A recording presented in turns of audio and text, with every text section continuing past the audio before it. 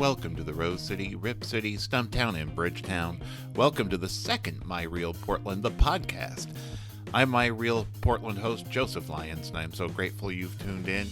And you're about to meet three amazing Portland originals, a comedian, storyteller, and a Portland theater champion. Each My Real Portland episode features amazing artists and performers from all around the city. I'll ask them each the Fast Five, and then I throw in a game show on top of it all for a fun night out with friends, German food, and ale. Tonight's show is recorded live at Portland's Jade Lounge next to the Slide Inn at 23rd and Ankeny on April 25th, 2018. Next show will be at the same location, Monday, June 11th at 7 p.m. Happy hour is at 6:30. Speaking of Portland originals, this show is produced by myself, Joseph Lyons, Portland Realtor, helping home buyers and sellers make their real dreams become real estate. Putting this show together is my real dream, and I support this fun hobby with my professional day job in real estate. And my career is all word of mouth, so please tell others you know of My Real Portland, the Realtor, Joseph Lyons. That's josephlyons.com. And now, on with the show. It's always been home, I've always been here, I've always got time for one more beer. So pick up a beer and pull up a chair and strike up the band. It's My Real Portland. Hello, welcome Portland. Welcome to the Jade Lounge. Welcome to the verdant Jade Lounge at Southeast 23rd and Ankeny. In my hometown, Portland, Oregon. This is My Real Portland, highlighting real people and real stories from all around the area.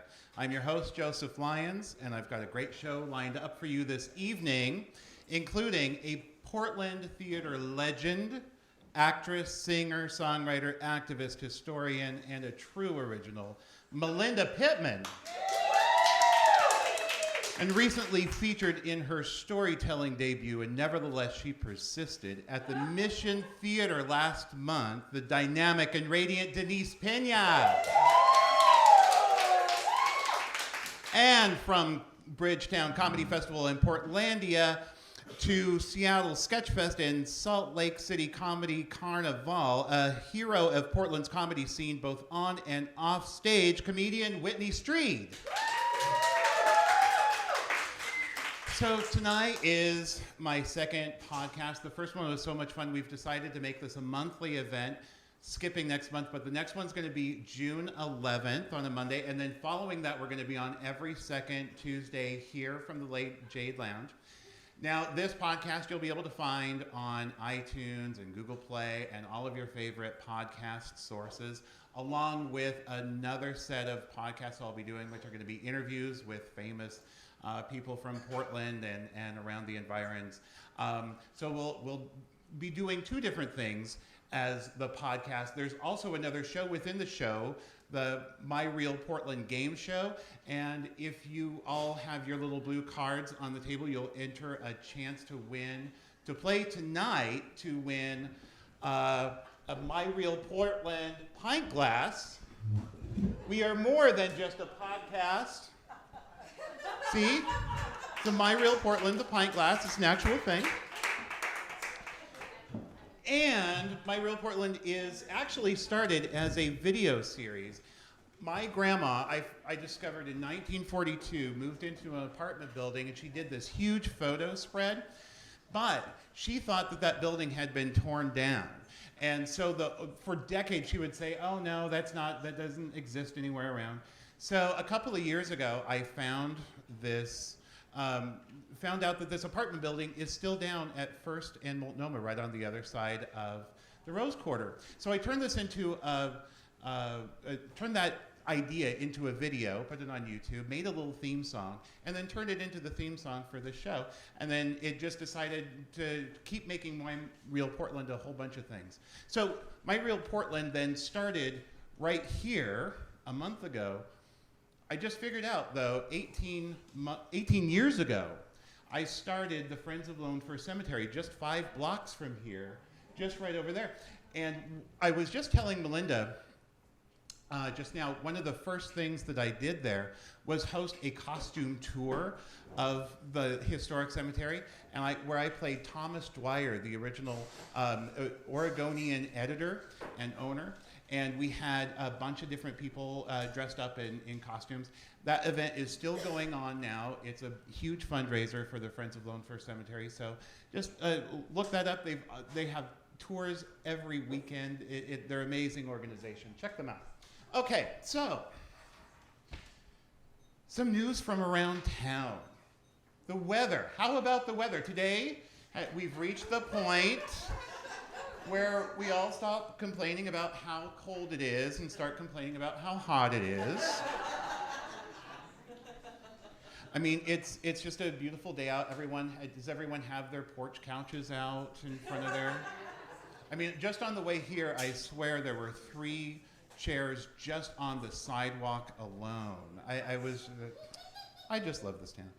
So here's a little odd fact about Portland. Portland's Burgerville at 92nd and Powell has become the first fast food restaurant to unionize, while on the same intersection, McDonald's tore down their 3rd oldest restaurant in history, which is, I can't think of anything more Portland than that, except for this next story. So Eastmoreland won't be becoming a historic district because, did you hear about this? 4 homeowners decided that they were actually thousands of homeowners. What they did was they filed these things called trusts so that they could have more votes against all of the rest of their neighbors so that they could stay not being a historic district. And with 4 white men, and I have no embarrassment saying that it's just the most white male sleazy. Yeah. Now get this. What they did was they used these financial instruments called trusts in order to do it. I can't think of anything less trustworthy than using trusts. I mean, really. Okay. All right. On that note, it's time for the show. My first guest has been part of Portland's Bridgetown Comedy Festival and can be seen at Becky with the Good Jokes and as the host of Helium Comedy Club's Rants Off, Dance Off. Please welcome to Portland, my real Portland comedian, Whitney Streed.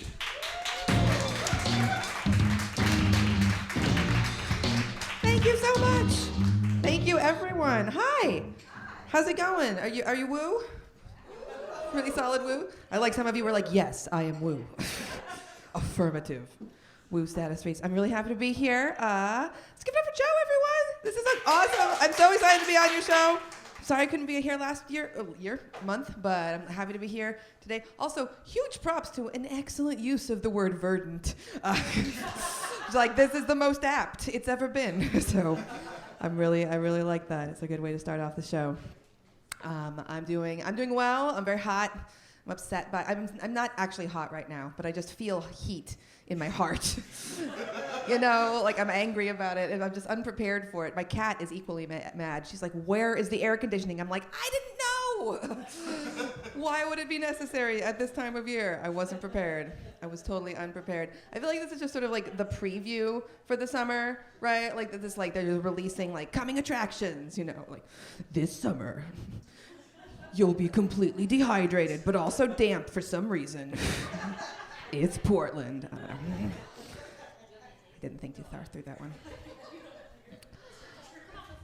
Well, I am focused on me. And trying, so focused. In it, forever, doing it. I'm happy to be here. I do love Portland. I really appreciate a lot of things about Portland. I've been trying to think of some content for Portland. We need a little content. I'm specifically worried about how the fact that Portlandia is now over. Oh God, how are we gonna know who we are? Who will tell us what we are? We need more television about Portland. So I've come up with a Portland show, but I want it to be a Portland reality show. I think Portlandia was a little too, outlandish. So outlandish. Sorry, I'm way too dumb. But so this is my idea for a reality show, Portland-based reality show. I've only got one idea, but I think it's a solid one. I'm gonna call it "So You Think You Have Ants." And you do every time. Like, that's every episode. It sucks. You're just opening cabinets going, no! Like, opening the bathroom, why are you here? Like, what is there for you? I don't keep food in my bathroom. It upsets me. Like, are they confused? Are they desperate? Are they taking over? I don't know, so. I don't know. The season finale is borax, that's all. Like, spoiler alert. Oh, moving the mic stand. Can't move the mic stand too far, though. I've been trying to. Oh, I'm happy to be back in Portland because I was recently away, and I always appreciate returning to Portland. I was in Colorado, my home state of Colorado, which generally gets no reaction. So thank you for sticking with that trend. They're like, yeah, that seems about the same. Yeah, we're fine with that, I guess. Like, I do like Colorado a lot. I like that there's so many mountains in Colorado. Obviously, Oregon has our fair share of mountains, but the Colorado mountains are just, magnifique. They're right there, magnifique. Sorry, that's not a real joke. It's just a dumb dad joke. But like, you're right there, the Portland with the Colorado Springs mountains, right there, so close to you. And I get kind of rude about mountains. Like, I get like a guy at the strip club with mountains. Like, I just like ogle mountains when I'm just like, oh, check out the peaks. Like a creep. And people don't like it. And Mother Nature does not like it. And is always like, hey, my skies are up here. So, no? You're right. You're right. It should have been a tweet. You're right. But I gave it to you instead. It's all for you. I do appreciate in Colorado, like in Oregon, like in a couple other places, weed has been legalized for recreational use, and that is great. Yes, woohoo. One single yoo-hoo. Look, do you remember 2 years ago that this was like a revolution? like this was like gonna change everything, and now we're like, the edibles are weak. Like, that's all that we have opinions about. It's okay. Okay, we're all noting here who goes to the weed stores. We are gonna hang out later. Colorado's the same, and I appreciate that. Although I have done some investigating and come to find out, although weed is legal in Colorado, it is still, after all these years, it is still not legal at my mom's house. Like, why? I don't get it. It's some sort of zoning issue. I don't know. Some sort of red tape that I haven't fully figured out. I've been investigating, but I did discover that there's a loophole and you can smoke at my mom's house between the hours of 12:30 a.m. and 2:30 a.m. if you smoke out the basement window like a child. So we're working on the laws. It's all very complicated. I have a job in Portland that's of note. I like my job. I like to do lots of the things that I get to do with my job. I get to do lots of cool stuff. Like I recently got to go to the zoo for my job. Yeah, which is a cool place to go. As long as you're a person, zoo is great. And I have been a person every time I've gone. So it has been a delight thus far. This is what I discovered recently when I went to the zoo. The zoo is an excellent place to go if you need to fart. But for like the whole day. Like without stopping at all. Because no one's gonna call you on it. Who would call you on it? At the zoo. No one's gonna, it's not like it's the elephant in the room. The elephant is in the room. Like, it's clearly the elephant, you know? Like, no one's gonna call you on it. The takeaway from this joke is do not go to the zoo with me. Like, maintain a wide berth. I've enjoyed a lot of the stuff I got to do for my job. I got to get CPR, first aid certified for my job. So yes, I am a hero, thank you. Correct. I will have you know that with the current level of certification of CPR first aid that I have, I am able, but not legally obligated to save you in an emergency. So just putting that out there.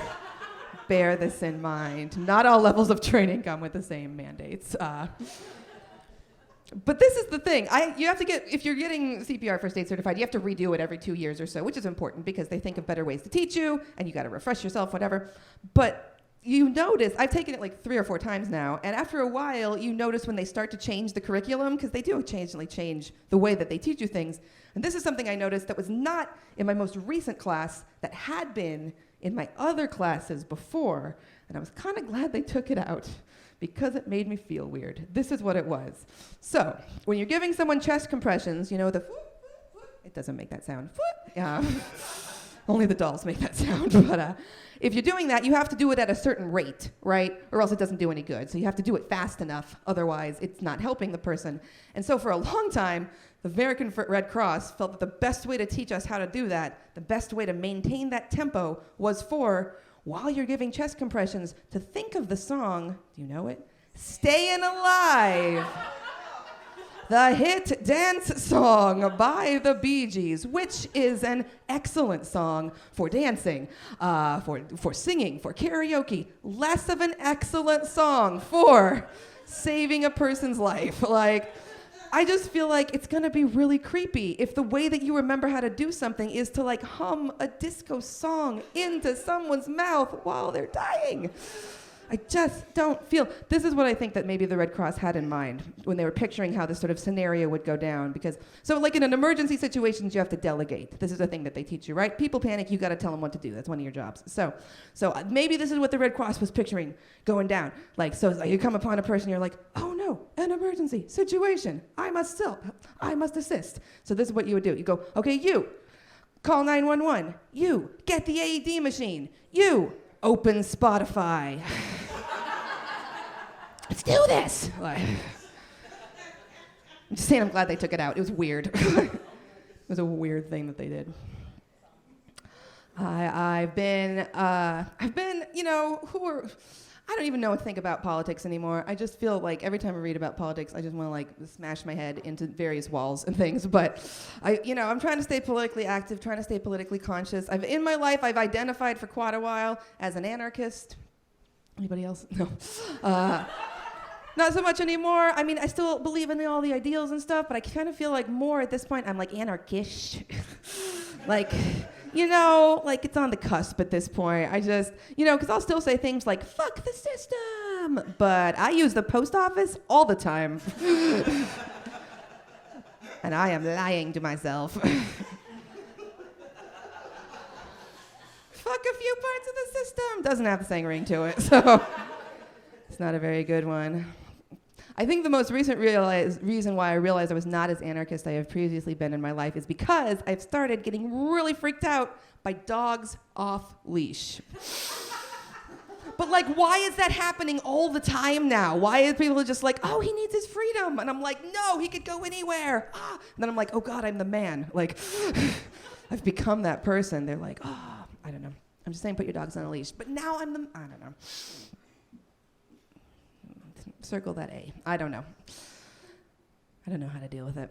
I do think that the most anarchist that I ever feel in my life still to this day, because I've been to actions and protests and all that stuff, but I think that the most anarchist that I ever feel in my life is when I am blowing my nose in the shower. That's the time. I'm just tapped into my personal power center. It's really amazing. You gotta try it sometime. It's really the best thing. You're just like, no tissues, no masters. It's great. Strongly recommend it. Start a revolution. Freak out your cat. Okay. There we go. That's what I wanted the whole time. Okay. So I'm gonna end my set now that I fixed the mic stand to my desirability. I'm gonna close on I'm gonna talk about something that's very important to me. So I recently bought a pair of jeggings. These pairs, to be a matter of fact. If you don't know what jeggings are, they're like jeggings, or they're like leggings, but for your jegs, I guess.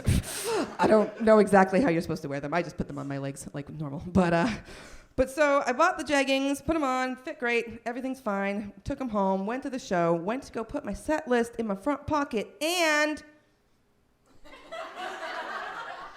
it's not a real pocket. It's not a real pocket, it's a fake pocket. It's a fake pocket. They put a fake pocket where they could have put a real pocket. Why? We know this.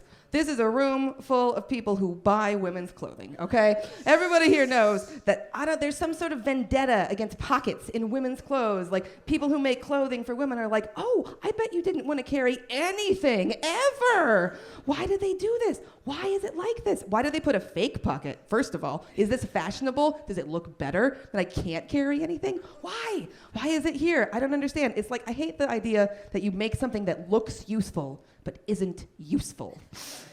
So upsetting to me. It's like you rip open a condom packet and you just pull out a picture of a condom. Why? Why did you make this? My night is ruined. It upsets me. I've thought a lot about the pocket thing, and I've come to this conclusion. So the fashion industry, like so many other industries, is dominated by males. Sorry, males. And it sucks. And I think that what's happening, subliminally perhaps, but there is a whole group of men out there designing clothing for women and people who want to dress in women's clothing. And these men are jealous. They got pocket envy. They say, you all already got one. You got the big one. You got the magic one. You don't get any more. And I'm like, all right, that's a little fair. But it is a pretty magical pocket. But I cannot put my cell phone in there. Okay, that's not entirely true. But if I do, I am not going out of the house. So anyways, this is just a plea for more pockets overall. That's been my time. I've been Whitney Streed. Thank you all so very much.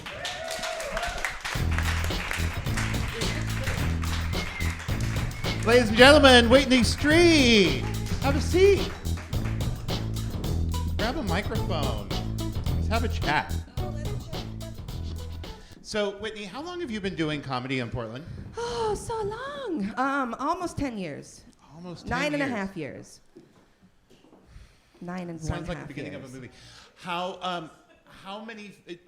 Portland's comedy scene has changed dramatically in that time. Yes. What's the biggest thing that you've seen for yourself? The biggest change? Yeah. I think the biggest change for the whole scene overall was Helium opening. Mm-hmm. Because before that, when I started comedy, the only comedy club in town was Harvey's. There have been other comedy clubs prior to that, but at the time that I started, it was only Harvey's. And Harvey's is what it is, but it's not a place that you can like be creative artistically, you know, like that's not the MO of Harvey's. And so there was a lot of people who were really funny, but not in the way that that club was booking. Mm-hmm. And with Helium coming, it really changed the idea that like you could get booked at a club and still do weird stuff, you know. And then what about Bridgetown Comedy Festival? I know that we're not having that this year, but that was an extraordinary change as well. Oh yeah, and Bridgetown started 11 years ago. So the first Bridgetown happened right before I came to Portland, and then I was part of the second Bridgetown 4 months into comedy, which is ludicrous. There was no reason for that to be happening. I was telling jokes next to people who were much funnier than me. It was a little horrifying, but that was a major thing because when it started, it was this little rinky-dink festival, you know, on Hawthorne in bars, and nobody knew what they were doing. And, you know, people were like, oh, here, we'll give you this amount of money. And then the people at the door were like, okay, that sounds like what it might cost. Like, it was real bad news. And then by the end of it, it was just this, like, well-oiled machine, like one of the best comedy festivals in the country, so. It was just the premier thing going on. So what happened to it? Are they just taking a break? Do you know? I think we're taking a break. It would be great if I knew, because I'm one of the producers. You'd think I would know, but I don't know. So it might be dead forever, and it might be coming back. That's the options for things, I guess. So. Well, you know, I've seen you on stage and off stage in various things. I was a volunteer for Bridgetown Comedy Festival, and so I got to work with Whitney as a stage manager for a little bit. And, you know, I think of you as a comedian's comedian, and you seem to care as much for the society of comedy in general as you do for your own material. What was your comedy upbringing? Who inspired you to be a comedian? Oh, who did I think was funny? I watched Eddie Izzard's Dressed to Kill about 5,000 times in between the summer of freshman and sophomore year. It's still one of my favorite things ever. It's just like the most just a beautiful performance. And to get to capture that great of a performance on your special is just, it's so good. So I loved Eddie Izzard. When I was growing up, I listened to George Carlin a little bit. I listened to Bill Cosby, but we don't need to talk about it. I mean, it's okay. I mean, Bill Cosby is on every comedian's list, and we can't say it anymore. It's a nightmare. I mean, it's a nightmare. And I was just like, oh, remember when he talked about being God? I'm like, oh, no. Everything's so bad. So let's do some plugs. Where can people see you next? I think that my next show that you should come see is Circa 33 on May 17th. I'm doing a big long set, and Circa 33 is an excellent place to see comedy. It's a great bar in general, but I love their comedy space in the back. It's a little room, super fun. Yeah, that's awesome. My next one. And Instagram, Twitter? I have those things. Twitter is the best one. My Instagram's kind of boring, but Twitter is at Whitney Streed. I retweet a lot. But I'm not a bot. Oh, God. That sound means it's time for tonight's Fast Five. Oh. Our first Fast Five. I didn't know that. So, Whitney, here are tonight's Fast Five questions. Who is your favorite celebrity to come out of Portland? Oh, Ron Funches. Ron Funches. Yeah. Go Ron. I said that like I was so sad, like he was dead or something. He's like very alive. He's doing really well. I just read the article from Willamette Week where the final thing he says is he's asked about Portland and he says, I like to think forward instead of going back. Like he's yeah. Well, he technically wasn't even in Portland, but I feel like we can still count him. So Salem's close enough. He's in the Portland metro area. Okay, name a closed Portland landmark that you miss. Oh, that's a tough one. I miss Club 21. It was right there. It was so close, and now it's just rubble and sadness. But anybody else sad about everything being bulldozed? Yeah, it's the worst. Speaking of bulldozed and the worst, this question's a little weird. Okay, this question just asks, Beaverton, Gresham, Vancouver, or Oregon City? Oregon City, always. Okay. Yeah, straight up. I think that's clear. Are you prepared for the major earthquake that we've all been warned about? Yes, I am. I've got a bug-out bag. I've got my pantry stocked. I've got a life straw. So when What's the water, a life straw? It's a straw. It's a plastic straw. It's like $12. You should all go buy one. I'm brought to you by Life Straw. But you put it in water and it cleans water for you, so you can drink contaminated water. Like you can just take it hiking, and so like I probably can't like nuclear water. Probably can't get rid of, but like bugs and like parasites and stuff. So it's good for camping if you like think you won't have enough water, or you get stuck somewhere and you slip it up. So I got one of those. And do you know the bridge to go on? Do you know about the earthquake where you go? No. You go on the Tillicum Bridge. If you're stuck on one side, you need to get the other head to the bridge. That's the only bridge that's going to stand. If it's the really, really big one, all the other ones are going to fall. The Burnside Bridge will stand, but the entrance ramps to and from the Burnside Bridge will not. So if you're on the bridge, don't move. But everyone else, don't go there. Go to the Tillicum Bridge. So We might not be standing by the end of this show. yeah, it will be the bridge of the people. So. Okay, so my last final question for you in the final five tonight is, if you were a tree, which Portland park would you like to be planted in? Ooh, it's a tough one. Because I love Laurelhurst, but I love Laurelhurst. I bet the trees hate us. I bet they're real mad. So I'd say Forest Park, because I feel like those trees are happier. That's exactly the answer I came up with earlier myself. For the same reason. Okay, thank you one more time for Whitney Streed. Oh, and I want to say I have to leave right now, so don't. I'm so sorry to have to leave because I want to see the rest of this amazing show, and so don't take it personally. But you've all been great. Thank you. Good news, you'll be able to listen to it on a podcast. Oh, this is great news. All right. Okay, my next guest. I am so excited about her. My next guest recently made her debut storytelling performance at Our Bold Voices, a show that I co-sponsored with Paul Iarbino, one of the guests of the last show, called Nevertheless She Persisted. And, it's a really small world. My musical guest for the last show was Joaquin Lopez, who I've had a crush on for decades, but Denise has had a crush on for many decades longer than I have. So please welcome to the stage, storyteller Denise Pena.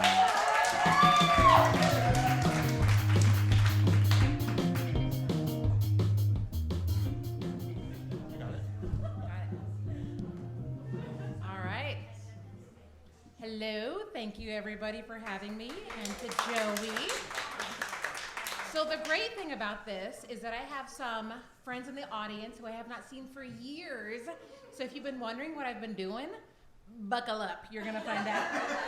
So, like Joey mentioned, I had done my first storytelling event last month for Our Bold Voices, and the theme was Nevertheless, She Persisted. And so we had storytellers talking about their journeys as transgendered women and living through the Watts riots. And I decided that I'm gonna talk about dating in Portland because that's just as tough as those were. So I had my daughter when I was 20. And even backing up, I didn't date a ton in high school. So I had my daughter when I was 20, so that took care of the college years, and then I was married in a relationship, and so it wasn't until I was 37 that I really kind of found myself like single and ready to mingle here in Portland, and I decided I'm gonna start to date. And like a lot of people, I do that now online because that apparently is where dating has moved on to. And so I start a Match.com account, and I get it all set up, and I put up my pictures, and Match is super fun and exciting, and I can really like hone down into that perfect person, right? So I'm gonna go, I want this age and this height and this hobby, and this is how I'm gonna find my match. Because that's really what foundational relationship stuff is made out of, are those kind of interests and checkboxes. So I'm on Match, and the third guy I went out with was fantastic. And everything was great until it wasn't. And so it ended abruptly because that was my first experience being the rebound girl. And so even though I wasn't the first date he'd ever been on, I was the first person that was kind of leading to a relationship. And I was sad, but I was also really hopeful because that was like kind of easy to meet somebody who just right out of the gate, we got along great. And so I'm thinking to myself, all right, this won't be this won't be that bad. And so I continue on. And so the longer I'm on Match, I'm also learning how to really decode how online dating works. And so, for example, if a guy says he's 5'9", he's 5'7". If he says he's an entrepreneur, that means he's unemployed. And when they check off the box of I'm athletic and built, no, he's not. And so I continue on, and I find myself going on a lot of dates. And so to help me keep track, I start a log. And so my log is gonna consist of the date of the date, the place where we went, and also a nickname. Because there are a lot of white guys named Steve in Portland on Match.com, and I can't keep track. And so I'm also paying attention to what I call, I went on a lot of first dates, which it wasn't like anything awful happened, it just there's nothing there, no harm, no foul. There were a lot of what I call second looks, which is you go out the first date and it's not awful, but it's not fantastic. But people get nervous, and so you go out again and see if it's gonna work out or not. And I'm starting to like categorize people as I start dating. And so even though I go on a lot of first dates and I go on a lot of second looks, I'm on this constant quest for that like fantastic first date like I had with the beer guy. And so I found that again with number 17, Hot for Teacher. So now, Hot for Teacher, okay, so he was an educator in the public school system, so the name was appropriately named. And so Hot for Teacher was that guy who the first time we met, it was just awesome, and the chemistry was there from the very beginning, and we start dating. And so we dated for about a month, and then I had an upcoming trip to Brazil, where I'm from, and I was gonna be there for a month during the World Cup.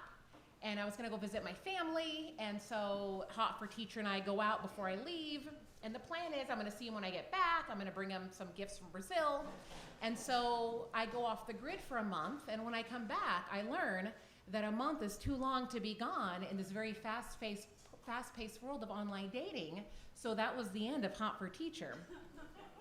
And so at this time, it also felt, I had been on Match for a few months, that I kind of felt like I had seen everybody there is to be seen on Match, and dating is also really superficial, especially online. So like if I'm gonna go superficial, I'm going big or I'm going home. So baby, I'm going on Tinder.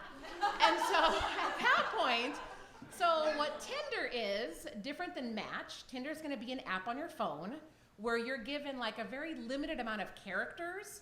So you're not gonna be, bogged down in details such as about me and about you and what are we looking for. You're putting up 5 pictures, 20 characters, and who's within the 5-mile radius. And that's your pool that you're gonna go fishing in. So similar to Match, I had fairly success early on. So number 20 was the unicorn. Now, I learned that the unicorn truly is a mythical creature, and the unicorn, after 6 weeks, became the guy formerly known as the unicorn, because when things appear too good to be true, they typically are. And so, again, because I didn't have a ton of dating experience to really kind of reflect on, and I had some really what I would call weird stuff happening, and I'm not sure like what's normal and what's not, I brought together a dating counsel to help me with this journey of mine. So they say it takes a village. It does. And so my dating counsel consisted of Amber, who is here in the audience today. I have known Amber for over 20 years, and Amber is my #1 cheerleader in this world. Amber says she is not a Pollyanna, except that we've had some experiences, which would say otherwise. I enlisted the help of my friend from work, Stu.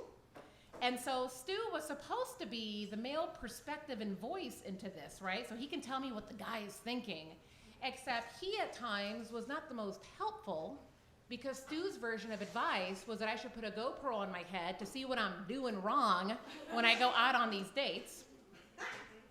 And I was also able to have my friend Teresa on the dating council. Now, Teresa is an actual real life therapist. That's her day job. And so Teresa was a great person to have on the council.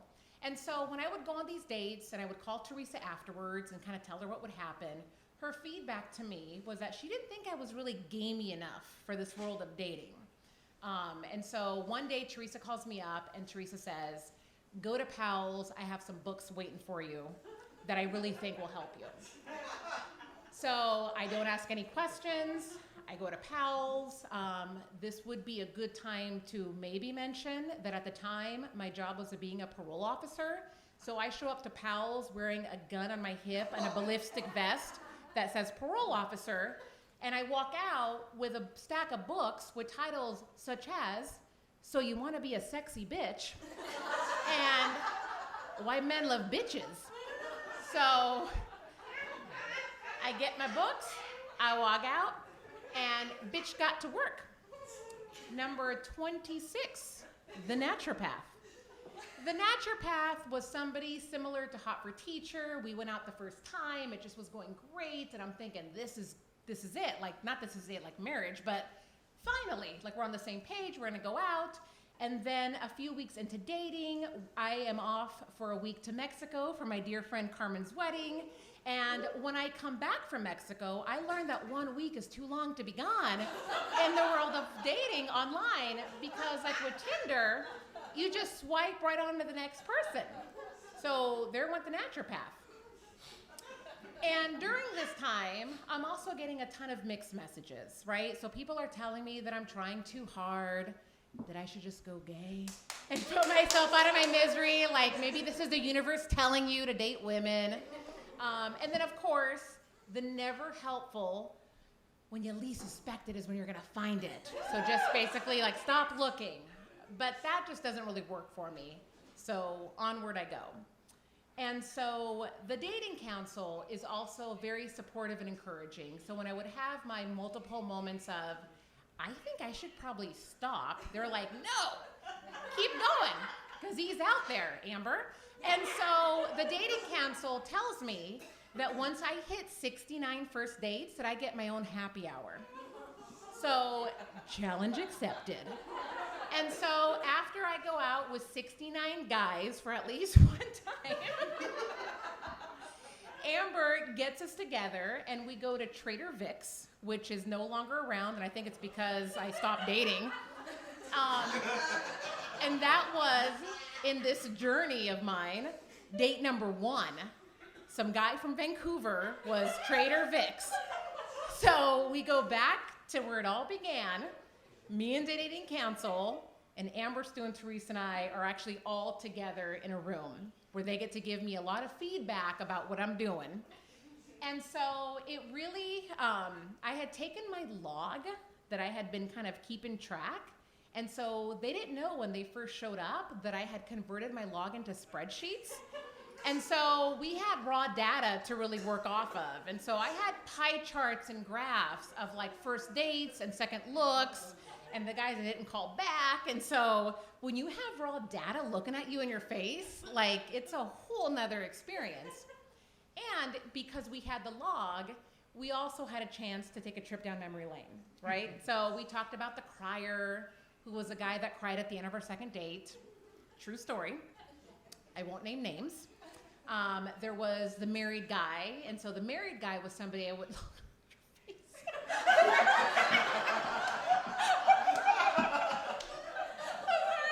I just saw the look on Rena's face right now.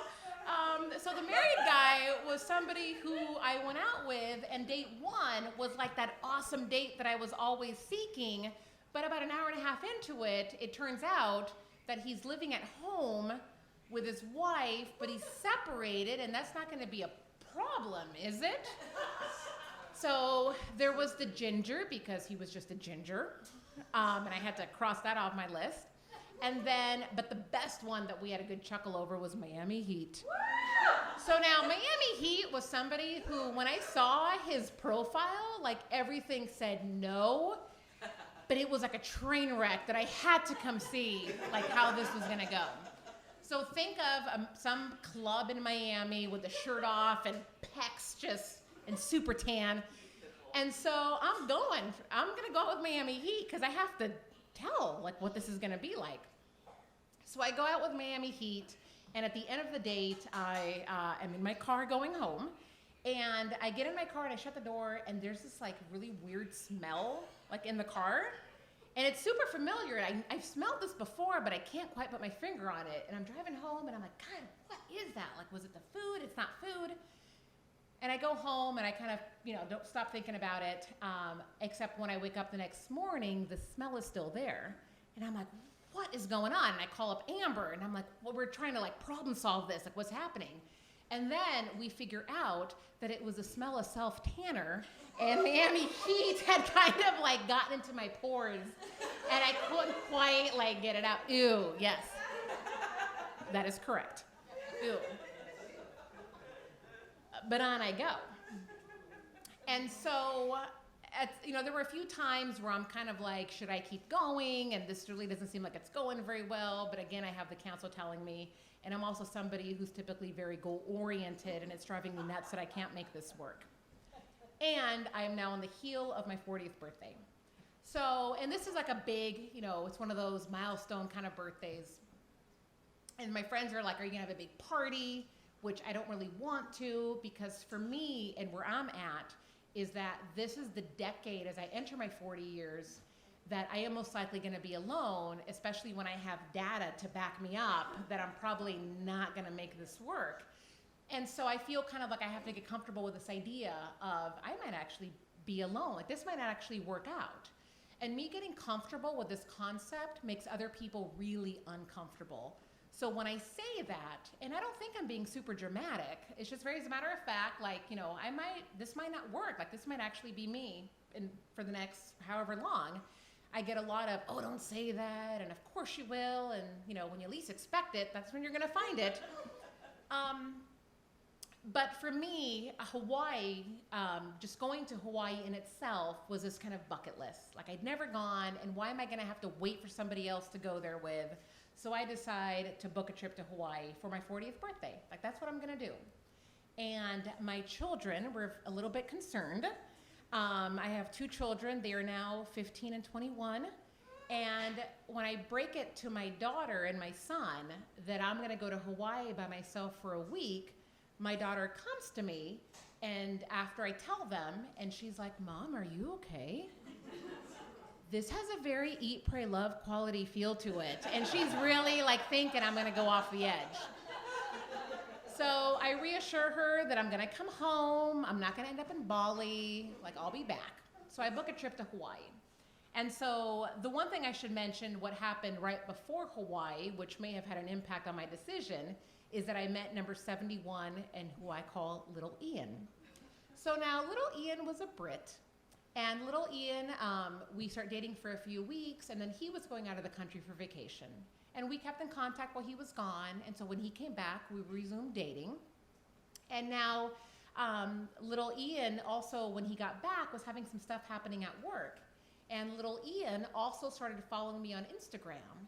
And it was on Instagram that I noticed that he had self-deported back to the UK. And so the date that we were supposed to have on Thursday was actually probably not gonna happen because he's not in the country anymore. And he's talking about like, so happy to be back home. And I'm thinking, we're gonna go back out, we're gonna go out again. And it's not. And those were kind of the really weird things that were happening, that this was not anybody that I kind of assumed exclusivity will, but at least I assumed a heads up. FYI, I'm pulling the chute and I'm not gonna be here anymore. And so I go to Hawaii, and right after I book Hawaii, I meet number 75, Big John. So I really like Big John. Big John made me laugh. Big John was great, and Big John also was aware that I was gonna go to Hawaii for my birthday. He was supportive of it, and so I'm ready to go. And the council and my friends are now asking me, like, are you gonna invite Big John to Hawaii? To which I say no, because this is my trip. And again, my data shows me that I'm not having very good luck keeping any of these guys around. And I want to make sure that he doesn't self-deport and have that be my story. So I keep Hawaii as my trip. That is my 40th birthday to myself. So I go to Hawaii, I come back, and Big John and I continued to date for a few months after that. Like I finally had a boyfriend. And unfortunately, around the 5 to 6 month mark, Big John's unresolved issues of his recent divorce all kind of came to a head, and it very abruptly ended. Like literally from like last Thursday to like Friday. Like it just kind of was done. And that was really hard. And I was sad to the point where I self-deported back to Brazil for about 2 weeks, and I just went and spent time with my family and just kind of clear my head and just sort of try to get everything back together. And so I come back, and every time I told myself I'm gonna stop, but I couldn't. Like I just could not quit because it was driving me crazy. And so for the most part, I'm somebody who's very goal-oriented, and even if it takes me 2 marathons, I'm gonna run one under 4 hours, I will do it. And it's driving me nuts that I can't make this work. And plus, I'm getting a ton of mixed messages. So my bitch books are telling me that I'm supposed to be femininely passive and like be open to his moves, but like not too available, and you gotta play hard to get. And yet my brain, I got a lot of testosterone in me, and so I don't do very well with this very kind of sit back and just be totally passive approach. So that was a struggle for me. And then I have Stu from the dating council, who at one point tells me that I should just Costanza this. So what that means for a Seinfeld reference is whatever my gut tells me to do the exact opposite. And I actually do that, and it fucking works. Like that was solid like bitch book advice. But it's also exhausting. Like it's exhausting because I every time it felt like, should I do this, and what if I do this, and how am I coming off? And I keep going, and a part of me thinks to myself, like it becomes this own, like my own train wreck, and I'm like how worse could this get? Number 89, the teacher. So the teacher was somebody who was a nice guy, and he said right off the bat, like he's looking for a relationship, he's not looking to date a lot of people, and to me that was like music to my ears. And so the teacher and I start dating, and around the 5 to 6 month mark, someone's unresolved issues of his recent divorce, because I again was the first relationship post-divorce, all kind of came to a head. Now, what was different from the teacher versus Big John and the beer guy is that we had kind of the talk. We were exclusive. We were boyfriend, girlfriend. Like this was locked down. But the teacher starts having us freak out about, I can't have another failed relationship. And so our last conversation ended with him saying, hey, let's talk tomorrow. Cool, because we were having a conversation that wasn't really going anywhere. And I'm like, that's cool, except that conversation actually never happened. So I never heard from the teacher again. So essentially, I was ghosted, which is a term that I've learned over the last 4 years of dating. And so for those of you not dating in the last 4 years, congratulations. But what ghosting means is when somebody essentially like ceases all contact. They disappear, poof, no explanation, no reason, they just kind of cut you off. So think of Casper the Friendly Ghost, but Casper's an asshole. And Casper is not going to let you know about like what exactly is going on about what happened.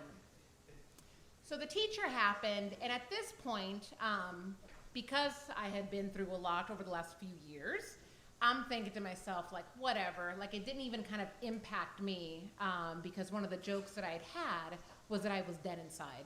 Like, clearly, I must be dead inside if I keep doing this, if I keep going back for these, what I called micro-rejections. Again, coined by me. And so, like, clearly something's happening here. But that was a different one. And so when the teacher happened last summer, I thought to myself, like, just whatever. Like, again, it just didn't have that kind of devastating reaction like maybe it had with number 3, the beer guy, which is maybe where I should have quit. And so, luckily for me, I had a trip coming up to New York for work. And so when the teacher happened, I'm like, whatever, like I get to go to New York for work, and I at least have that to kind of look forward to. And I can focus on that, and you know, I'm gonna go have a great time in New York. So I go to New York for work. And number 93 found me, Wayne. So now Wayne is somebody who, as I'm just smiling right now, Wayne is just the best. And Wayne is also somebody who would have never fit my match boxes. And so, like, he doesn't live in the Portland area. We certainly don't share a lot of the same hobbies, and he is older than what my kind of cutoff list was. He's a little bit of a silver fox, if you will. But Wayne is fantastic, and had I gone through the online kind of rigid route, like, I would have never found Wayne. And so now I get to go to New York, like, you know, once a month. And so, and the beauty of it is that whatever image I had in my head of what it was gonna be like this isn't it, but this is the best. And so I have another birthday coming up, and similar to Hawaii, I'm gonna have another beach vacation. This time I'm going to the Caribbean, and actually 1 week from today I'm on a plane. God. But unlike Hawaii, like the boyfriend is invited. And so I get to go to Aruba, which is a real island, according to Amber, and we're gonna have a great time. But the thing is that like the story doesn't end with Wayne, like the silver fox from Brooklyn. It doesn't end with him, because at the end of the day, I don't know how the story ends. But I do know 2 things. I know that I will always have Hawaii, and I know that I'm only 7 dates away from the dating council throwing me a big Centurion party, should I ever need it.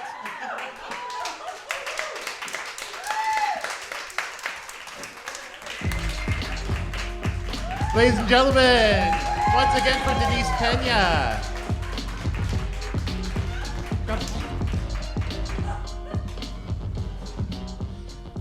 Oh my gosh, Denise, I am so glad you're here this evening.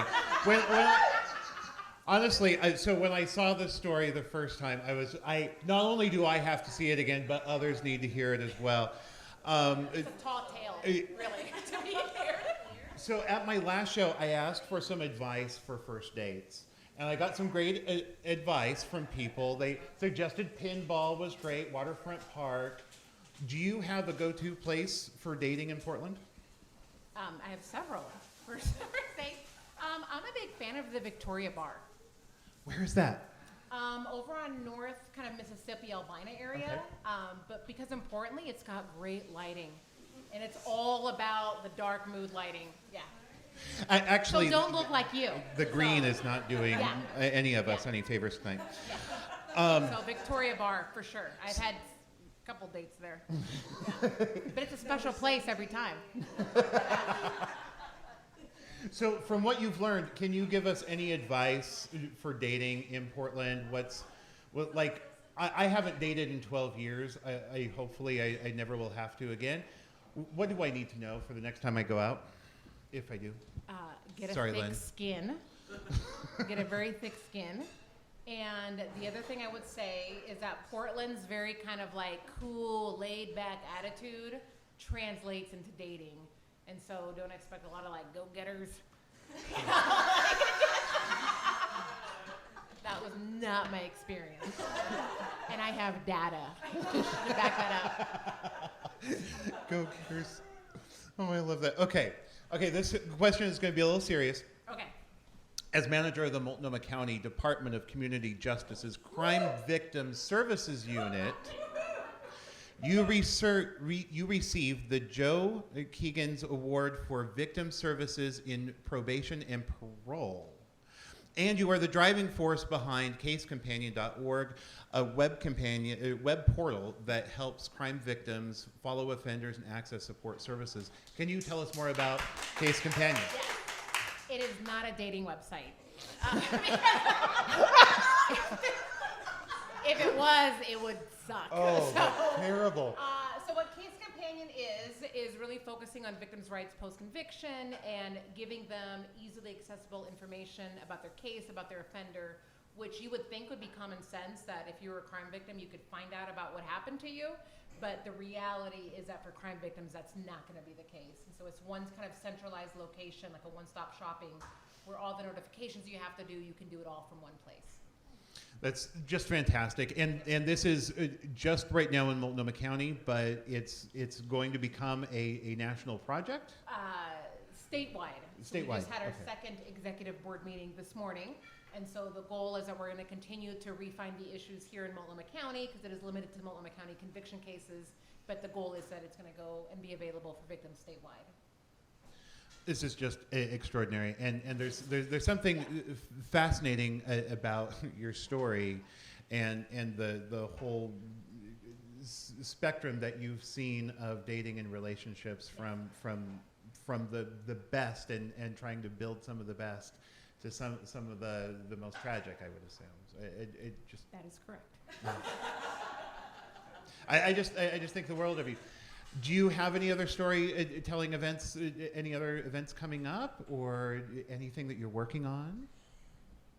Funny you should mention that. So although I have nothing scheduled, I was just contacted a couple days ago from Seven Deadly Sins to do one of their storytelling events. So. Oh, congratulations! Thank you. So do you have a date for that yet, or? No. Okay. I'm gonna go tomorrow to their show. Oh, fantastic! And then I'll talk to Todd, and we'll see what the next storytelling is. Congratulations! Oh my gosh, breaking news. Okay, Breaking so news. it's time for tonight's second Fast Five. All right. Are you ready? Always. Okay, so who is your favorite celebrity to come out of Portland? I'm going with Miss Sally Struthers. No, Tina Givers. Struthers. Okay, sorry. Oh, I may have phoned in a friend when I heard you ask that question. Sally Struthers. See, this is how dating for me went. Dating for me went like this a lot, like awkward moments. Like, give me the answer to this question. Yeah, awkward moments. Yeah, Sally Struthers. Went to Grant High School. Yes. Google it. Name a closed Portland landmark that you miss. Okay, she just gave me one. 1201. But my first thought when I heard that question was Hamburger Mary's. Oh, which one? The first one or the second one? No, the first one. Okay, yeah. On the park blocks. Yeah. Like that, yeah. Come on, guys, Hamburger Mary's. I miss putting sprouts on my burgers just because of Hamburger Mary's. Yeah, no, Hamburger Mary's. Okay, so this question's a little weird. It just asks Beaverton, Gresham, Vancouver, or Oregon Gresham. City. Yes, just Gresham. I don't care the question, the answer is Gresham. Are you prepared for the big earthquake that we've all been told to be worried about? No, and it drives my daughter crazy. I'm not prepared. I refuse to get on board with this earthquake. Yeah. Right? It's going to come. It's going to come regardless. That's an regardless. amazing thing. And what are the odds that I'm on the middle of the Burnside Bridge when it happens? That's probably not going to happen. So I'm not on board with this at all. I love it. And finally, Melinda's laugh. I love Melinda's laugh. If you were a tree, which Portland park would you love to be planted in? Because I have to stay true to my dating stories, it would be Mount Tabor. I may have had a date or two up there. So I'm going Mount Tabor. Oh, that's great. All right, once again for Denise Pena. Thank you, Denise.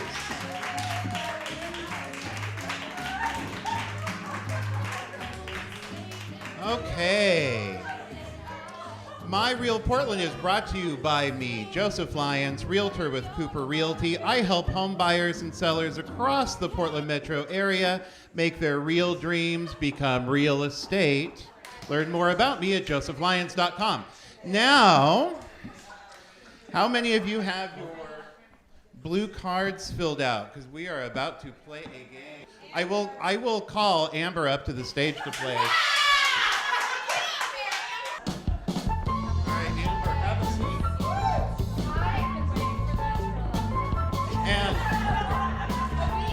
And my other name that I have in my basket is Charmian. So come on up, Charmian.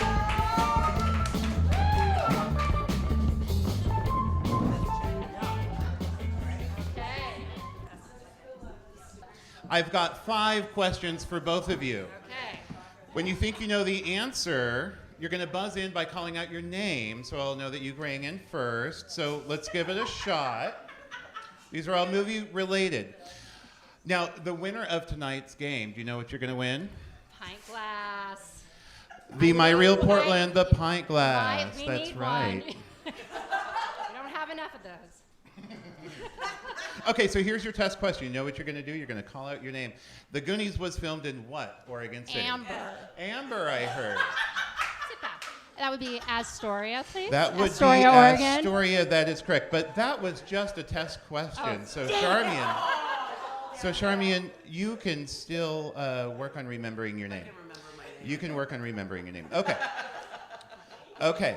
So, a 1993 movie filmed in Portland included a shot of a now defunct grocery store with a sign made out of plywood fruit. Starring Amber. Oh. Well, Charmian. She went. Drugstore cowboy.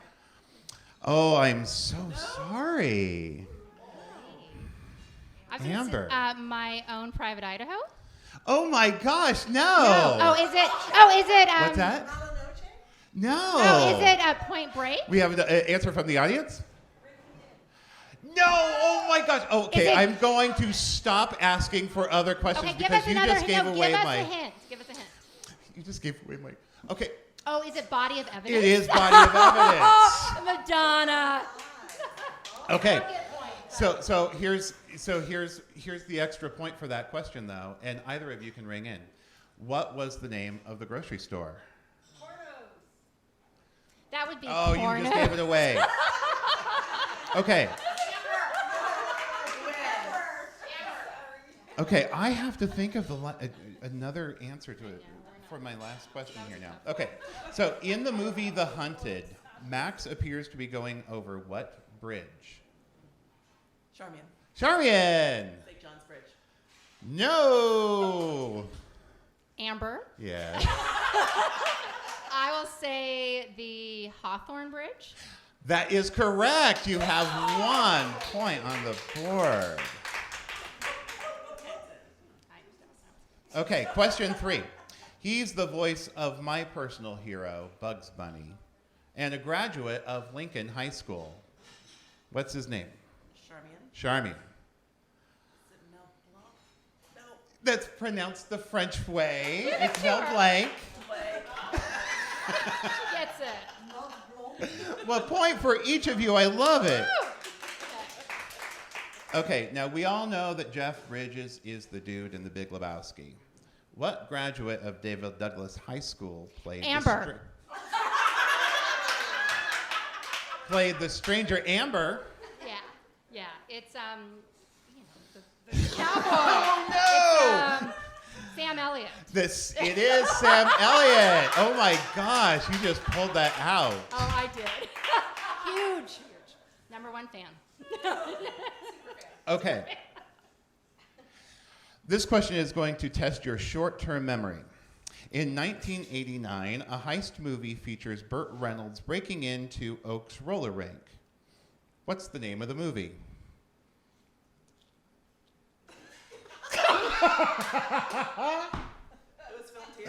It was filmed here at Oaks roller rink. Was Lonnie Anderson in it? Wait a minute. Okay. But was Lonnie Anderson in it? Can you confirm? Bandit. It's getting crazy up here. Okay. A heist movie features Burt Reynolds breaking in to Oaks roller rink.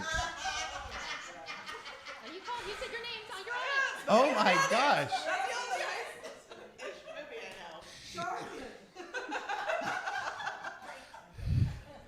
Breaking in? That is correct, but you didn't ring in, so I'm sorry.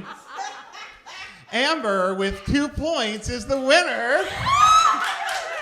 So many people to thank. Congratulations. Means so much to me. Thank you. Well done. Well done. Thank you, both of you. Congratulations. Oh my gosh, that was the best. My next guest is a Portland legend of theater, comedy, music, literature. Her work in Oregon began with the Oregon Shakespeare Festival in 1975. She's the founder of the Broad Arts Theater and winner of the Oregon Book Award Angus Bomer Prize for Best Drama, Wonder Broads. Please welcome the wonderful Melinda Pittman. So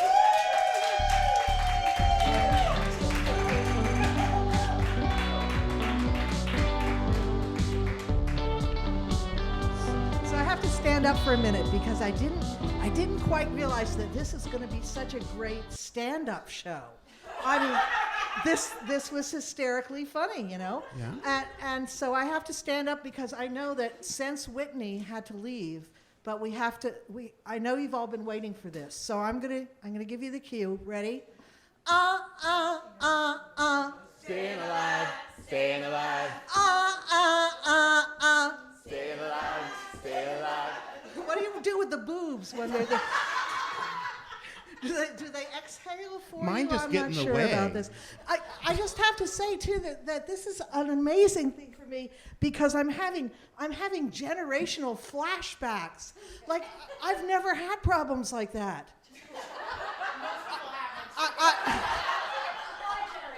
I can tell that most people, you know, because I mean, you're talking Tinder. Isn't that the stuff you put in a fire like Girl Scouts? You know.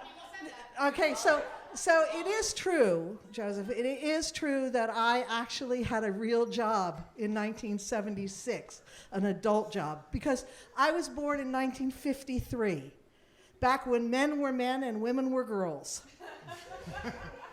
Thank you very much. And and I went to high school and I went to college on the East Coast. I went to college. And I studied, stress reduction programs in college, hash and a bong. Thank you. And then I finished college and I got my first job, a downtown job, the kind of job where you have to wear dresses and pumps, and you have to get a second job to pay for clothes for your first job. See, nobody has that problem because nobody pays for clothes. They just go to, what is that place called? Red Light? No. Buffalo Exchange. I was going to call it Buffalo Gap, but that was probably before Buffalo Exchange, right? Yeah. I'm an aging baby boomer. You're an aging baby boomer when you hear the word Trojan and you think nuclear power. Oh, yeah. Okay, I'll stop doing the stand-up part of this. I've learned so many things tonight about generation. I need to do a new bit. I need to do a bit on generations because being 60, almost 65, it's a whole different world here. Like Whitney talked about the phone and the vibrator and the pocket. Oh, First time I had a cell phone, 1997, right? They invented them in 1995. Okay, that's not funny. I know you're all adding things up. Yes, I really am 60 something. Hi, Joseph. Hi. Should I sit down? Sure. We're glad you're here. Well, and I'm glad I'm here too. Thank you so much. So this is not an age thing. This is a fame thing for me. So one of the most important people in my world is my Aunt Lucy. And she was asking me on just last Friday, how are things coming along for the show? And I said, I have this great show lined up. I've got 3 fantastic guests. I've got Whitney Streed, I've got Denise Pena, and I've got Melinda Pittman. And she stopped me and she says, I know exactly who she is. She used to be with the Fallen Angel Choir, which is like, do you remember the Fallen Angel Choir? So See, it pays to be old. I don't necessarily, I didn't remember your name because I was Well, I don't I was remember about to it say some I was mornings. too young. But I remember the Fallen Angel Choir. My grandma loved going to your shows, and so my Aunt Lucy and my whole family. So how did that come about? How did the Fallen Angels come about? Yeah. Well, they came about because, believe it or not, there was a reaction by people in Portland to like an over-commercialized system of, does this sound familiar? Yes, it's been going on for generations. And so we decided that we would sing Christmas carols, parodies of Christmas carols about the commercialization of Christmas. So we started out downtown and we would like sneak into Meyer and Frank and we'd be dressed in this Victorian kind of thing, you know, and we'd sing a song like, I'll sing you one of them. You can tell by the way I shop, no time to lose until I drop. The things I buy I cannot use, what the hell, it'll stop the blues. Look up there, and everywhere. So much stuff in this mall, so much stuff, I'll buy it all. Standing in line, standing in line. Standing in line.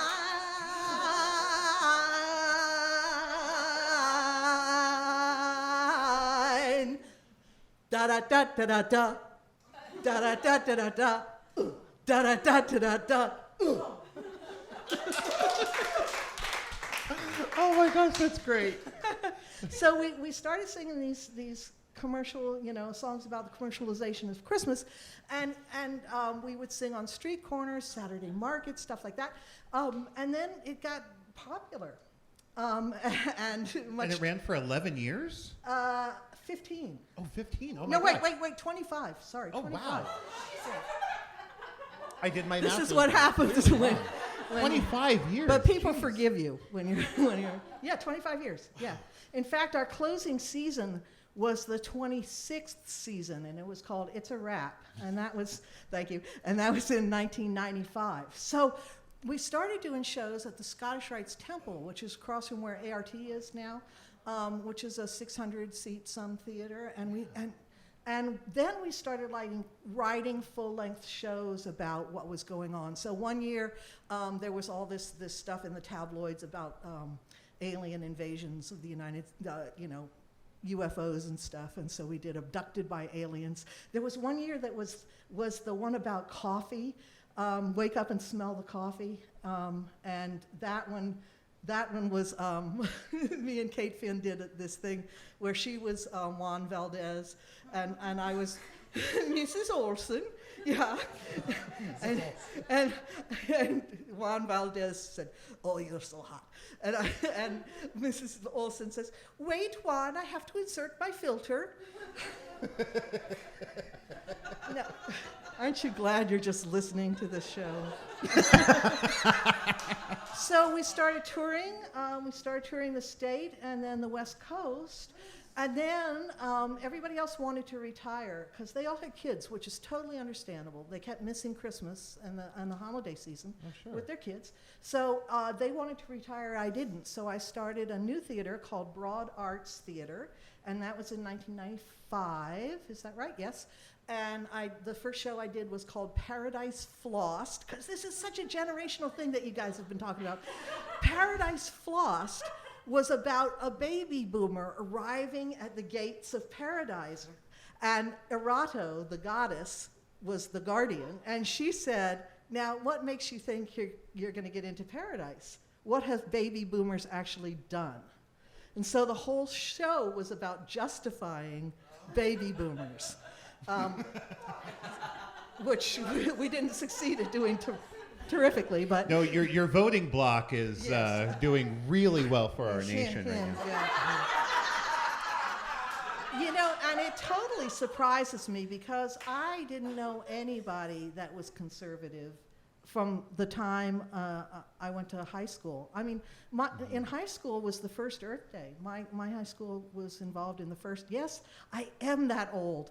And you know, actually my first experience with any kind of civil rights and social justice, I was 10 years old when Martin Luther King's March on Washington and the Resurrection City and the Poor People's March, the first Poor People's March. And so I was 10, and my Girl Scout leader took me downtown D.C. Oh, I grew up outside of D.C. Did I say that? No, I didn't. I grew up outside of D.C. And so my Girl Scout leader took me and her daughter to Resurrection City, which is where all of these people set up camp around the reflecting pool between the Washington Monument and the Lincoln Memorial. And so I'm 10 years old, and I'm walking around there, and I see all these kids. This one kid I talked to, and he was like the same height as me, and he had curly brown hair like me, and he laughed like me, and he was brown, and he didn't have any clothes, and he didn't have any shoes. And I thought, I could go get you my bike. You know, I was a kid, but it struck me then and continued through my life that there's something really wrong about a system that looks at someone's color and then that has expanded into a system of rights in all kinds of ways for me. But just the idea that one person is better than another person because, no. Well, Although number 93 sounded hot. Was that? Yeah. He was, okay. So, anyway, sorry. But so much for that. So, just curious about, you start your social awareness work at 10. 5 years ago, you graduated from Marylhurst with your master's degree. Yes, I did. in comedy and social justice theater, Yeah. which like the closest thing to my heart that I can imagine. So your thesis was "Laugh the World Awake" toward a declaration of liberating comedy. We have a very serious time in our nation right now. While more and more of us are getting our news from comedians, how do you think that comedy is helping us through this time and getting us to awaken? Well, I think comedy is helping us, and it's not just this time. I think the pathway has been laid with people like George Carlin. I actually think it goes back to Lucille Ball, because I mean, first she was goofy, right? But what was the plot of every Lucille Ball? She didn't want to just be a housewife. She wanted a job. She was willing to do any job. She wanted to get out of the house and be her own person in the world. And she was willing to try it all, and she was willing to put herself in really strange positions and just embrace, well, I don't know how to do this now, but I'm going to do it, you know? And for me, as a little kid, Lucille Ball was like, okay, because my mom was a housewife, you know, and I was the kid. And I could see that my mom wanted to do all these other things, that she had done other things during the war, because the men were, and the war, by the way, for people like me is World War II, and Vietnam is always called Vietnam, right? Which actually was the American aggressive war on Vietnam, but you know how that is. Which I think the point of this is that we continue to learn as we look back and look forward and look back and look forward and see what was real at the time and what we didn't know, and the kinds of not lies, well, in this case lies, but sometimes just misperceptions and lack of data. So I'm down with the data. I want to see your spreadsheets. I want to know things about 93. Now, I've been married for 26 years and living in sin for 10 before that. So 36 years with the same guy. It's amazing. And I'm fucking hetero, you know. I mean, I don't know how that happened, frankly, because I really love women.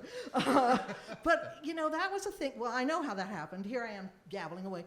It happened with Ms. Magazine. Yes, I'm old enough that Ms. Magazine started the year that I started college. What's a magazine?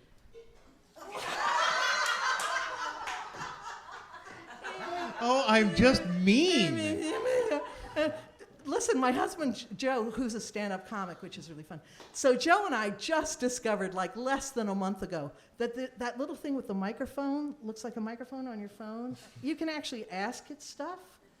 You can actually say, what's a spreadsheet? And it would tell you that. Or, you know, what's a magazine?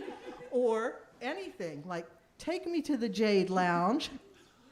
And it worked. And it worked. I found you. What do you know? Okay, so Ms. Magazine. Yes, Ms. Magazine. So I have to tell you a story. Okay, so I went to a Southern university. Now you're going to hear me talk like I was raised. I was raised in Virginia, and I went to Virginia Tech, which at the time was called Virginia Polytechnic Institute and State University. But Virginia Tech, right? So my roommate totally corrupted me, Margie.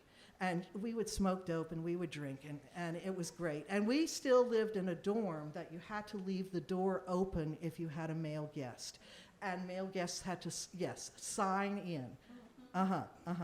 Okay, so we were pissed because there was this like balcony in the student union. And we'd walk into the student union and all the guys would hang out on the balcony and they would talk about you when you came in. Oh, she's got a rack, or, oh, you know, look at the butt on that one, or, yes, this is not just now. Right. Me too.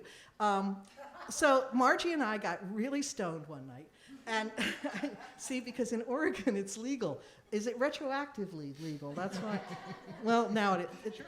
Don't listen to this part, Denise, because I know that you're involved with official officers and things. So just blah, blah, blah, blah. Okay, so we decided we would go up on this balcony, which we did, and we were just out of our minds. And the guys would come in, and we would start talking about them. Like, look at the package, man. Yeah. Put your hand in there. Let's see. It was crass as it could be. Yes, we did.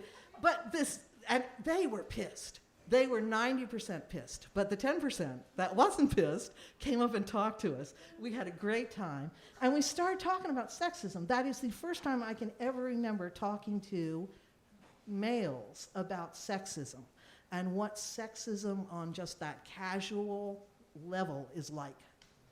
And that was 1971. So, yeah. So, yeah, and what I realized listening to you tonight, Denise, and listening to Whitney, and seeing what people are laughing at, I realized that this generational thing, there's a different vocabulary, but so many of the same issues. Like, how do I be myself and be attractive? For me, it was, how do I be freaking smart and get laid? You know, because I lived yes, thank you. I applaud that too. I lived at the perfect time. I was born before AIDS. I came of age before AIDS and after the pill was invented. So we didn't have to get pregnant, and we didn't have to risk our lives and our health to have great sex with an unknown number of people. And that's what we did for fun. You know, and it was great. And I didn't at the time feel in any way, there was not slut shaming in my world when I was growing up. Slut shaming is a thing that came in with Ronald Reagan, frankly.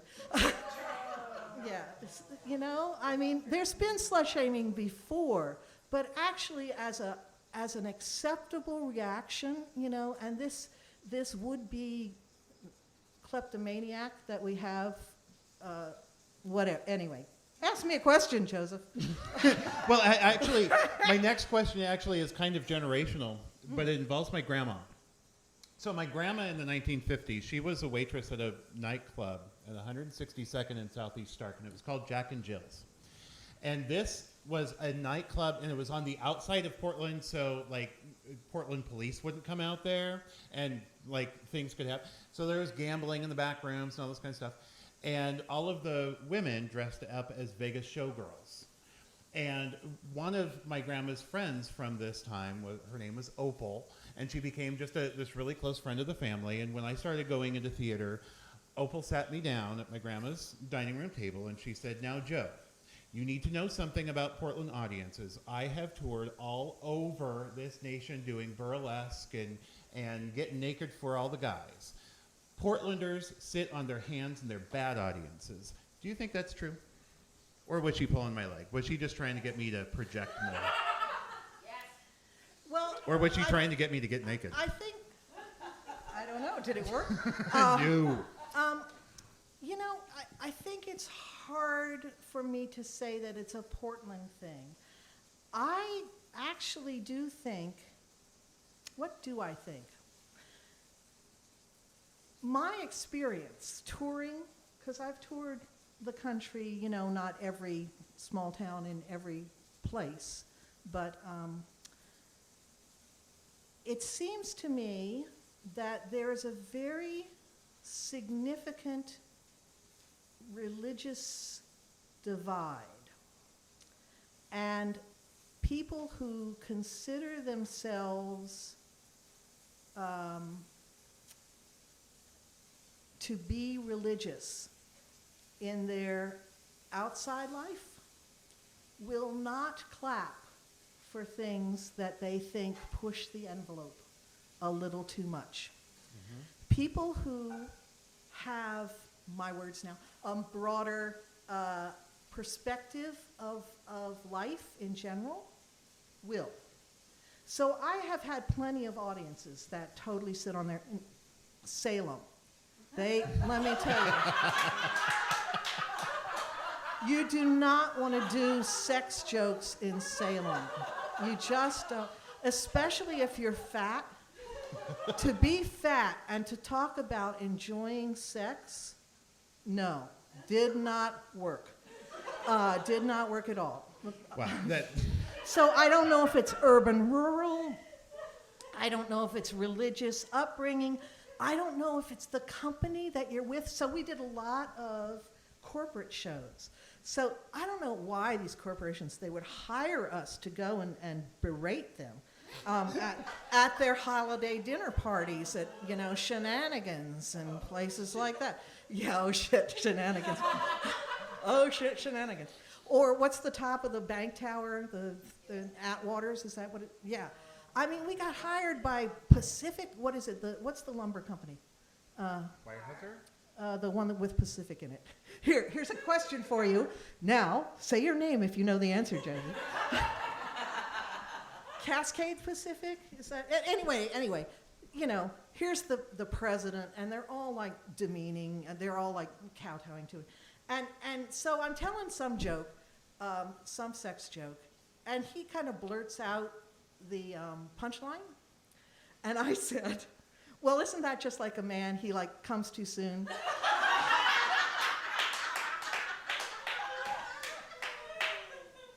We were never invited back. All right, before we do tonight's Fast Five. Oh my gosh. Where can people see you next? They can't. If this was a video podcast, they could. But so here's the real story. The real story is, which is part of our national story, I got very, very sick in 2010 while I was doing my master's. Oh. Weird. And I we had health insurance, and I got so sick that I had transfusions, and I had infusions of ferritin twice, 3 times a week for 2 years, and I was almost dead. And then Obamacare and pre-existing conditions were forgotten, and I could go see the doctor at OHSU, and he said, I think I know what you have, after I had seen 18 doctors. And he, couple more tests, and he said, yep, this is what you've got, and an operation, and they freaking saved my life. So Obamacare saved my life. Thanks, Obama. Literally. Thanks. Yeah. And so the truth of that is, it's only been in the last 6 months or so, and my Tai Chi mates here will, yes, we go to the senior center, yes, Hollywood Senior Center. Oh, Hollywood's the best. Oh, it is the best. And in fact, I told you that in the last 2 months, I've started to feel better. So I hope to do some more shows. In fact, Awesome. This is, Denise, you've inspired me, Whitney has inspired me, but this whole idea of, I just thought, this is interesting. I can kind of look back now. I need more friends your age. This is the deal. Because I have friends in their 20s, but I don't have friends in their 30s to 40s particularly. And I think some kind of generational thing. So back to your original question, however, liberating comedy. I think that comedy is liberating us. I wrote about Trevor Noah in my thing in 2012 before he was out of South Africa. He did Wow. a one-man show called This Is Racism. And I wrote about Tig Notaro, and I wrote about Margaret Cho, and let's see, who else? There are a few other people. These were before Amy Schumer people, These were women and people of color that were really addressing this growing differentiation and demeanment. Boy, I'm using that word a lot tonight. I don't know why, but you know what I mean. They were starting to talk about that, especially Margaret Cho. I mean, I think Margaret Cho is one of the heroic figures of the last 30 years in comedy. So yes, I do think that comedy is helping us be liberated. Well, and you mentioned Margaret Cho. Just today, a couple of months ago, Harry Kondabolu came out about a book, wrote a book about the problem with Apu, the Apu Nahasapi from The Simpsons. Just yesterday, the actor who plays him, Hank Azaria, was on, who was it? Was it Seth Meyers? I can't remember. Yeah. Talking about how to respond to Harry, and a very mature, open conversation, an honest conversation. How do we transform characters? How do we transform comedy? How do we actually become more awake as comedy? So Yeah. very timely, and, totally and you're ahead timely. of your time. And women. There needs to be more women on comedy. There's only Samantha Bee and Two Dope Queens. I love Two Dope Queens is part of the inspiration for doing the show. Really? I mean, I can see seeing that. two brave women just Yeah, being able to get yeah. up and do And Broad comedy. City Yeah. is Broad City Broad and City. Abby and Alana. yeah. I just heard they're canceled, but they're both doing amazing other things right And now. in a way, now I have a love-hate affair with, what's it called? My Crazy Ex-Girlfriend. And the part of me that hates it is that it's very stereotyped and she's very, crazy. But then this last season, they moved into what is it actually like to be bipolar and to try to have a functioning life. And plus, if you haven't ever seen Crazy Ex-Girlfriend, Amanda Bloom, who's a Broadway actress, I mean, she's amazing. And they write these songs, and they do these comedy songs, which is what I was doing 30 years ago, were these shows, story, song, story, song, story, funny song, And so it was great for me to see both somebody going down that road of things that we think about that we don't ever say, but also the limitations of commercial media, the limitations of TV. I bet you she wanted to get away with a lot more than she could because she's on, not cable. I'll have to put it in my queue, actually. Yeah, I haven't yeah. seen it. Okay, let's do tonight's Fast Five. Okay, oh gosh.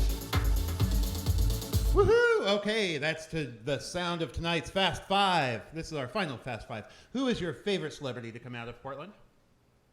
Storm Large. Oh, I love Storm Large. Storm Large. Storm Large is actually featured on an album that the Friends of Lone Fir Cemetery put out. Really? Actually. Yeah. You should ask me my second favorite.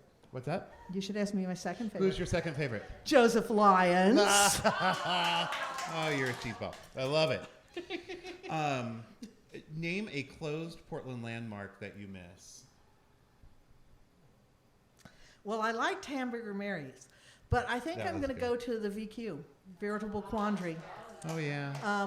Garlic fry. For a while, I worked as a stage manager for the opera, believe it or not, even though I don't read music. Can you believe that?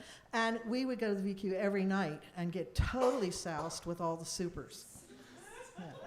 Yeah. The founder of the Portland Opera, his daughter is a Yes. good friend of mine. She's Really? She's gonna be a guest on my one Oh, of my very cool, very interview cool. shows. Yeah. I have stories about the Portland Opera, too, but you don't care, do you? No, because they care about the answer to this one. This question is a little weird. It just asks Beaverton, Gresham, Vancouver, or Oregon City. Oregon City. All right. I wrote a play about Oregon City. Oh, really? Yeah. I wrote a play about the women weavers at the Oregon City Woolen Mill in 1905 who led a wildcat strike, and they formed a union, and it was one of the first women-led unions in the United States. And let's hear it for Burgerville workers. Woohoo! And so I wrote this play called Season of Silence, which is about women saying, no, these working conditions were awful, and getting this wildcat strike. And then what happened, so they won, 1905, and that's Pendleton, it's the forerunner of Pendleton. And I kind of lecture, don't I? I'm really sorry. Here, let me tell you about the history of Portland. Anyway, it was about these women who formed this union, and then 5 years later, the Knights of Labor came in, and it was all men, and they started having their union meetings in bars, which of course the women couldn't go to in 1905, plus they had kids and blah, blah, blah. And 5 years later, they had another strike, and they lost, which is why Pendleton isn't unionized.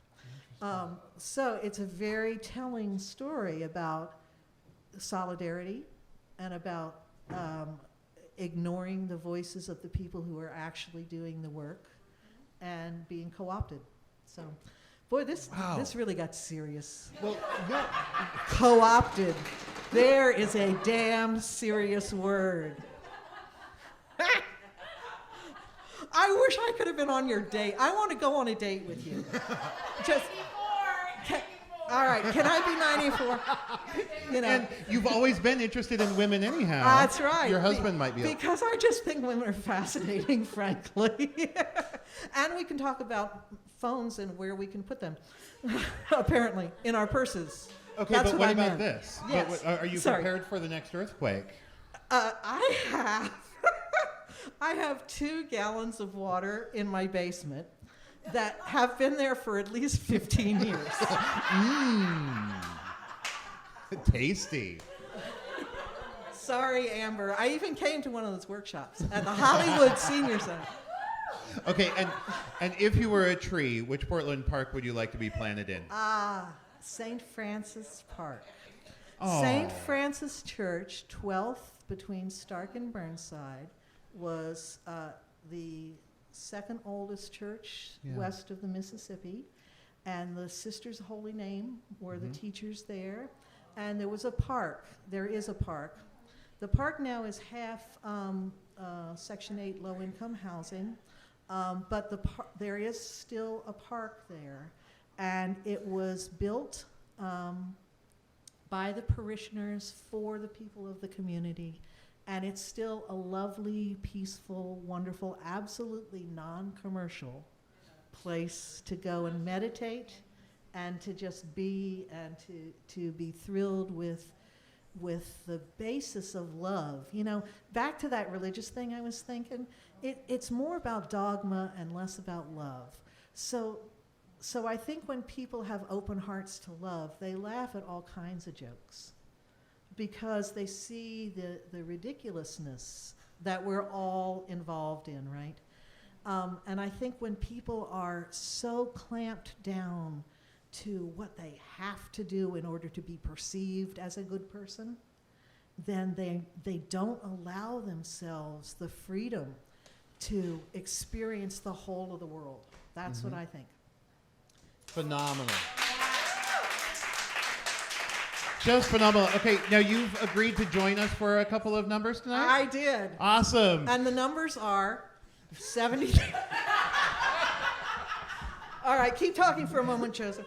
Okay, I am so excited to have Melinda as my guest. Now, one of the reasons why I follow Melinda is years ago, I am really just vamping and killing time. I did a show with Matt Bronger. Does anyone know Matt Bronger? Yeah?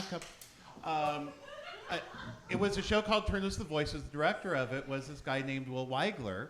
He's since moved... right? I mean, anytime you just mention Will, he's just a person of love. And when I saw that he had known Melinda, I knew that she would just be a fantastic guest tonight. So, ladies and gentlemen, again, Melinda Pittman. Thank you. So, you know, we were talking about whether Portland has become perhaps less politically aware or more politically aware.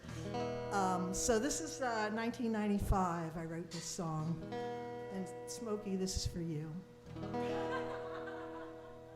And you all have to sing along. There's going to be parts to it, and I'll help you. My sweetheart's got a smile to stop a truck. Try that again. My sweetheart's got a style that ain't just luck. My sweetheart's kinda gentle, kinda strong and sentimental, mental. The boy I fell in love with is a girl. Yeah, boy I fell in love with is a girl. Oh, got my head a-spinning in a whirl, Earl. 'Cause love is love and it's a blessing, no matter what organ you're caressing. The boy I fell in love with is a girl. Well, Don Trump and the NRA, they love me wrong down in my DNA. 'Cause love is love, it's no sin, no matter what shape your groin comes in. The boy I fell in love with is a girl. Yeah, the boy I fell in love with is a girl. Earl, got my head a-spinning in a whirl. 'Cause love is love, don't you geek outie, whether you prefer the innie or the outie. Innie, outie, innie, outie, innie. Boy I fell in love with, the boy I fell in love with, the boy I fell in love with is a girl. Earl.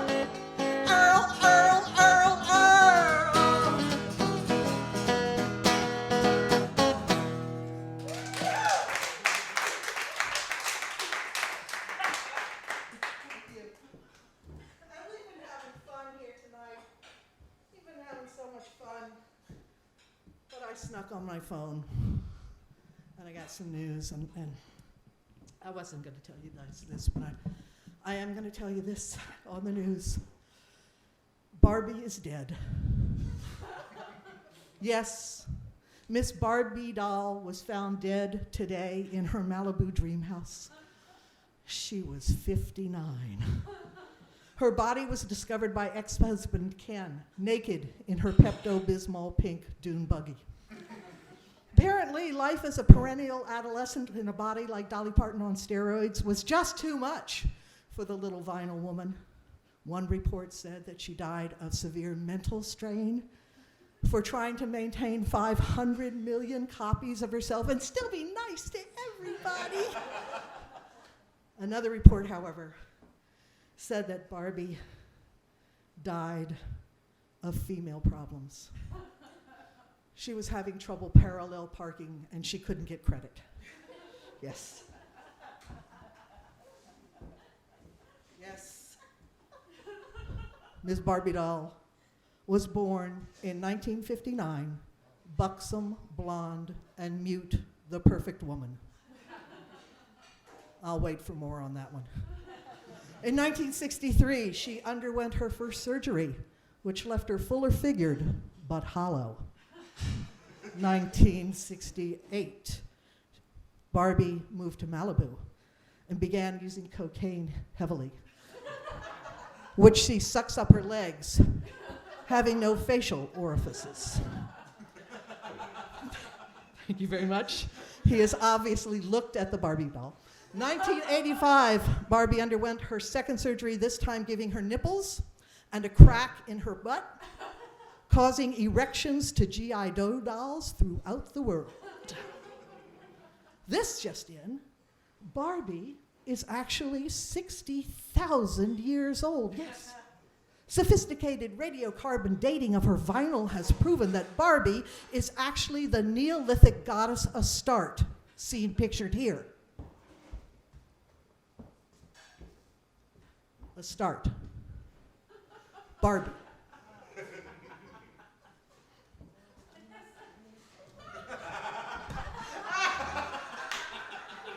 See the resemblance?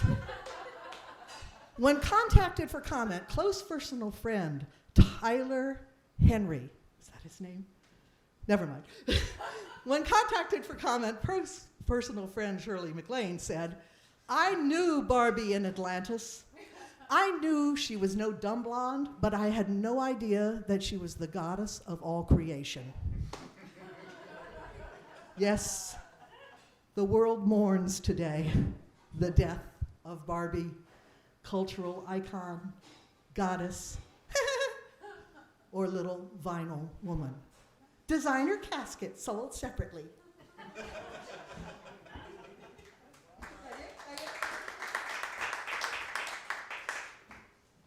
Okay, so I write these funny songs. I've written, I think, when I last counted, about 680 something funny songs, mostly parodies, but I've written a bunch of original songs too, and since we started talking about civil rights and the expansion of the human spirit, I wrote this when I wrote Wonder Broads. Self-promotion here. This is my CD, Wonder Broads. I have 3 with me. And Wonder Broads is about 40 American women who changed the world, from Susan B. Anthony and Mother Jones to Maya Angelou, Gloria Steinem, and lots of people in between, many that you've heard of, many that you haven't. And one of them is Fannie Lou Hamer. You know who Fannie Lou Hamer is? Fannie Lou Hamer was an African-American woman, lived in Mississippi, and she was involved in the civil rights, especially the voters' rights, and the Southern Leadership Christian Conference, SLCC, yeah. And she's very famous for testifying in front of Congress. And she said, I'm sick and tired of being sick and tired.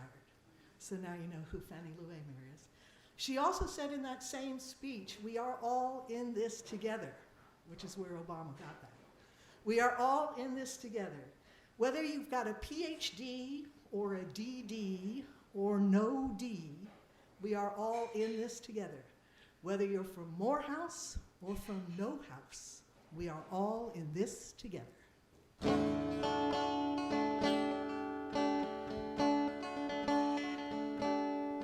We are all in this together. Here we stand, here we be.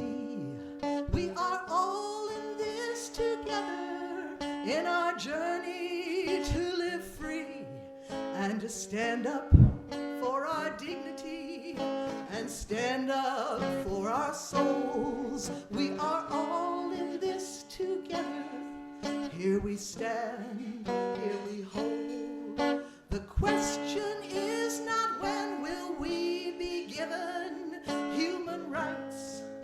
The question is not who has been holding back our lights. The question is not where did liberty come from. The answer is together. Here we stand, here we come. We are all in this together. Here we stand, here we be. We are all in this. We are all in this together in our journey to live free and to stand up for our dignity and stand up for our souls. We are all in this together. Here we stand, here we hold. Well, I'm just sick and tired of being sick and tired of waiting for my right to breathe, to live free and to inspire. It don't matter what you own. You own your right to be. A human soul is not defined by their property. I hear the voices of courage coming through the promised land. The mighty Reverend Doctor leading freedom in Summer's Bend. Desmond Tutu, Coretta Scott, Gandhi, Menchu, Andrew Young. See us marching towards the sunrise. Here we stand, here we come. We are all in this together. Here we stand, here we be. We are all in this together in our journey to live free. To stand up for our dignity and stand up for our souls.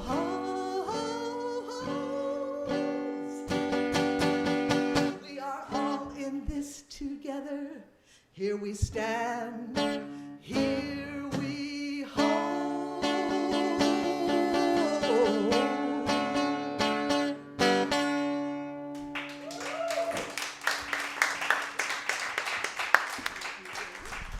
Ladies and gentlemen, one more time for Melinda Pittman. And thank you to my other guest who's still here tonight, Denise Pena and Whitney Streed. And thank you to Eugene and the Jade Lounge. And thank you. You've been a great audience, the My Real Portland audience. And thanks to Joseph Lyons and Brian on sound. Woohoo! The next podcast will be in a few days, or this will be available in a few days on all of your favorite podcast platforms. Our next show will be here live at Portland's Jade Lounge at Southeast 23rd and Ankeny on June 11th at 7 p.m. Happy hour is at 6:30, so get here early and good night.